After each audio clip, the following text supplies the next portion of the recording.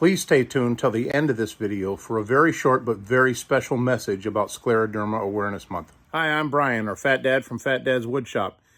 There's a subculture in woodworking of people who like to turn things on the lathe, and there's a subculture within turners on pen making. I've always called pen making kind of a rabbit hole because once you jump down there, you find that there is just more and more and more the more you look. And what I'm going to go into is a little bit about pen making in this video. Pen making is a great hobby to get into for several reasons. One, because the materials are not really very expensive. You're usually working with small pieces, even scraps left over from some of the other projects you've done. Another great thing is that pens make great gifts. People really like them. It really doesn't matter who you give a pen to. Somebody usually has a use for a pen. And another great feature is that you can buy very small pieces of all kinds of different woods, some exotic stuff that you've never used before, and you can use them in pen making, which gives especially a beginner a lot of experience with all kinds of different woods. As you may imagine, there is a wide assortment of different pen kits and blanks that can be combined in a practically infinite assortment of ways that you can make pens. This is just a very small sample of some of the pens that I have made and kept over the years. The consensus on the favorite of the family is this one here. It's made with resin. It's one I made for my wife. The pink and the teal symbolize the fact that she is a breast cancer survivor and a scleroderma warrior. One of the first things that you'll have to do when you're making a pen is you'll have to select your pen kit and your blank material. Now, blank material is fairly easy. It can be made from just about any piece of scrap, or you can purchase blank material, some of which are quite exotic, including pieces that are acrylic or plastic. Most blanks are somewhere in the neighborhood of 3/4 of an inch by 3/4 of an inch by about 6 inches long. Now, in metric, that is around 2 centimeters by 2 centimeters by about 16 centimeters long. The pen kits can be somewhat deceiving. The least expensive of the pen kits tend to make a pen that looks a lot like this, which is a slimline. The pen kits come in little bags like this. The least expensive might be something that a beginner might think is best because it is the easiest to make, which is not actually the case. The slim lines are actually some of the harder ones to make because of the small wall thickness of the blank that needs to be turned, and because the assembly is somewhat difficult for this small hardware. A much easier pen to make is something like the Compson. The Compson has a thicker wall for the blank. It is a single blank that you have to turn instead of two. And the hardware is actually fairly simple to assemble, even though this pen kit is a little more expensive than the slimline. Something like this is what I would suggest for the first-time pen maker, simply because success is a lot better when you're first starting out. All pen kits come with instructions. Definitely use the instructions. There's a lot of really good information in the instructions, such as the drill bit sizes, and a lot of the assembly instructions are in there. And I often have to consult with those, even for pens that I have made several times. So make sure that you keep the instructions and read them regularly. So the kit I'm going to build for you today is going to be the Compson pen kit, which is the simpler of the two. Now, the first thing that I'm going to need to do is get all my supplies together. The blank that I've chosen to use is this leopard wood blank. This was a pre-purchase blank. I didn't make this, but this is one of the exotic woods that I was talking about. You also need the correct bushings for your Compson kit. These bushings are purchased separately from the kits, but once you own the bushings, and they're not terribly expensive, once you own the bushings, you can make as many Compson pen kits as you need with these. The other thing that I'm going to do now is I'm going to get out the instructions, and I'm going to make sure that I have the correct drill bit for drilling for the tube. And a very good idea is, even if these instructions say 3/8 of an inch, I would definitely drill a couple of test holes in a piece of scrap and double check with my tube which one fits. This is a 10 millimeter hole, and it's a little bit too loose. The 3/8 hole fits absolutely perfectly. So obviously I'm going to use the 3/8 bit. So the next thing I'm going to do is I'm going to cut my blank to be the correct length for this tube. And the way I'm going to do that is I'm going to set my combination square to the length of the tube. And then I'm going to add about 1/8 of an inch, or about 2 or 3 millimeters, just to make sure that I have enough blank and to guard against things like blowout when I'm drilling through this blank, because I have to drill through this blank the long direction. I'm going to take my combination square and a marking knife, and I'm going to mark where I'm cutting that blank off. And I have to make sure I cut on the correct side of the line, otherwise I will end up with the blank being the wrong length. The next thing I'm going to do here is I'm going to find the center of this blank so that I can drill all the way through it the long way. I'm just going to take my square and I'm going to mark corner to corner and find my center, and then just make a small mark with my scratch awl, and then that's ready to drill. The next thing I'm going to do is I'm going to drill through this. Now you have to take special care to make sure that it's square inside your vise before you run it through your drill press. And I've taken special measures to make sure that I don't blow out very hard when I drill all the way through. I prefer to drill all the way through in one shot if I can, rather than drill from both ends, just to make sure that the holes line up perfectly when you drill all the way through the blank.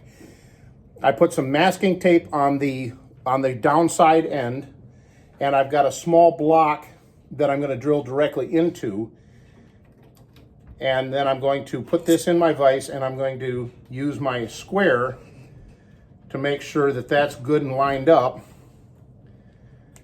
when I drill through this thing. And you don't have to get it absolutely perfect, but the closer you get it, the better.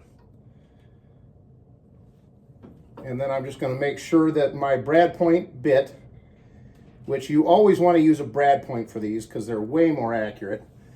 I'm going to make sure that brad point goes into that mark that I made, and we're going to go ahead and drill it.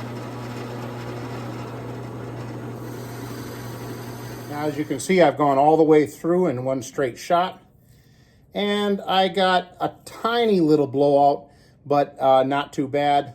And it didn't go absolutely perfectly straight, but I'll show you why that's not too big of a deal. So now I'm going to glue my tube into the blank, and as you can see, it fits nicely. Now, normally I would scuff this up with some sandpaper, but this particular kit comes with a pre-scuffed tube, and so that's kind of a nice little thing. And what I'm going to do is I'm just going to set this in here. I'm going to take some regular CA or super glue, and I'm just going to put a line on here of super glue. And then as I'm pushing that into the blank, I'm going to twist it to make sure as much of that super glue goes onto the inside as possible. And I'm going to shove that all the way in there, and it should be inset on both sides. And I'm just going to let that sit for a second, and then we'll square up the ends of the blank, and I'll show you. My next step will be to shorten this blank to the same length as the tube that's inside of it, and also square up the ends so that they are 90 degrees to the tube. And there's several ways you could do this. You could use a barrel trimmer, which is actually designed for pen making, but that's kind of a unitasker. It only has really that one function. And there's actually other ways. You can use a sander. I'm going to use a disc sander with a miter gauge in order to get this squared up.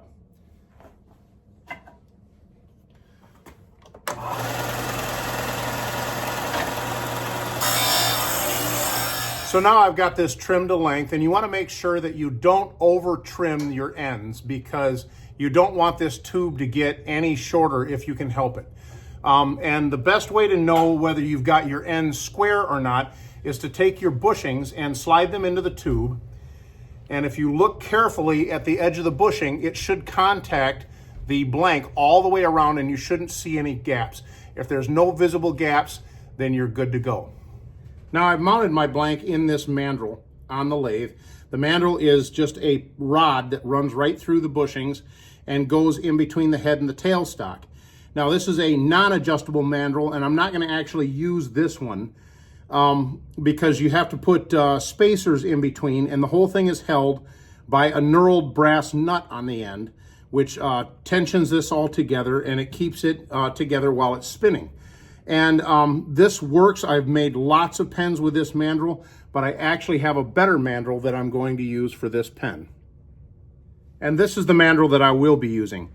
This mandrel is better in a lot of ways. This is a chuck, which makes the mandrel adjustable. It can actually go in and out of this chuck. But what's even better is this Mandrel Saver tailstock, which actually slides over the mandrel, so I don't need that knurled brass nut. I can actually tighten the tailstock up against the piece, and it makes it automatically adjustable for whatever stock I'm using.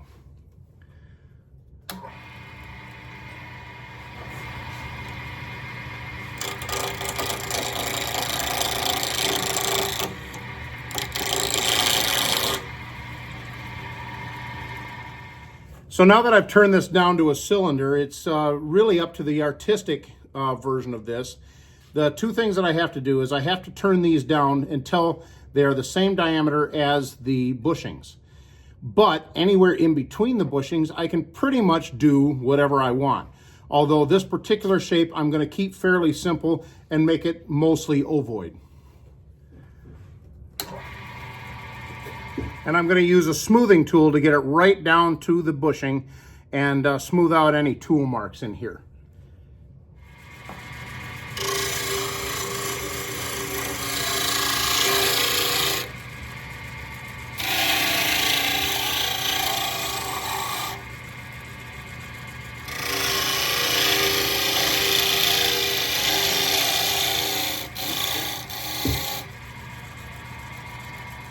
Now it's a matter of sanding and finishing. I usually never sand below 400, and a lot of times I don't sand below 220, but that's usually because I use Danish oil on a lot of my pens. There's a whole plethora of finishes that a lot of people like to use.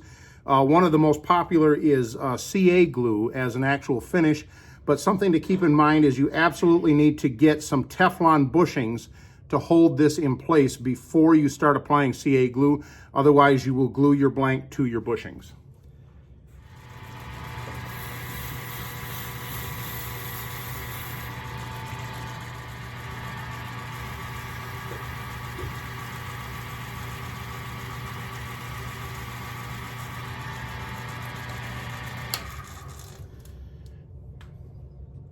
Now, assembly of your pen becomes very important that you pay attention to the instructions. These bushings aren't the same size. One goes toward the tip and one goes toward the cap, and so you have to make sure you keep track of that, otherwise the hardware won't line up correctly. You also have to pay attention to the order of operations and the direction that the hardware gets pressed into the blank. If that gets screwed up, you will have gone through all the work to make your very nice blank, and it will be destroyed at the last second because something goes wrong. Also, when I was talking about slim lines, the small hardware sometimes can go incorrectly or unsquarely into your blank, and it can completely destroy the tube that's inside there. And there again, the pen you've been working on is completely destroyed, and you need a whole new kit. Now, pressing the hardware into these pen blanks can be done with a pen press, but like the barrel trimmer, a pen press is kind of a unitasker. You can really only use it for pens. And I found that one of these, just a regular vise with some wooden pieces in there to keep from damaging the hardware, is really just as good as a pen press. And you can see that with this Compson set, this tube actually lines everything up, so it's really hard to get anything screwed up in there. And then you just very gently and easily press that hardware right into the tubes, and being careful again to follow the instructions and the order of operations on your instructions, because every pen kit's a little bit different and it's really easy to screw things up if you're not being careful. And here is my finished pen.